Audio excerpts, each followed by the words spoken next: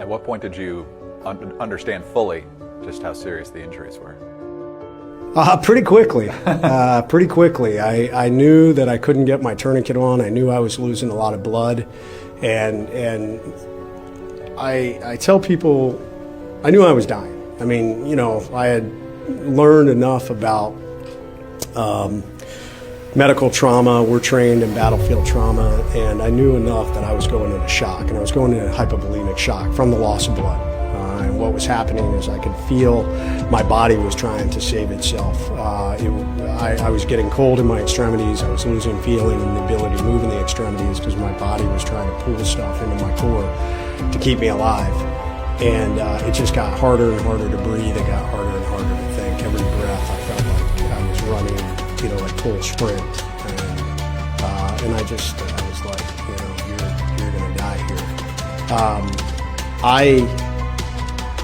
I said a prayer, and a thought popped into my head, and the thought was I had seen a show, Baghdad ER, and on that show they talked about that if our wounded warriors showed up in the combat support hospital with a pulse, the military trauma professionals had a 90% chance of saving them, and that became my focus and my goal. So I just focused on stay awake to stay alive, stay awake to stay alive. And that was just kind of my mantra right up to the point that, you know, they wheeled me in and the bright lights of the OR came on.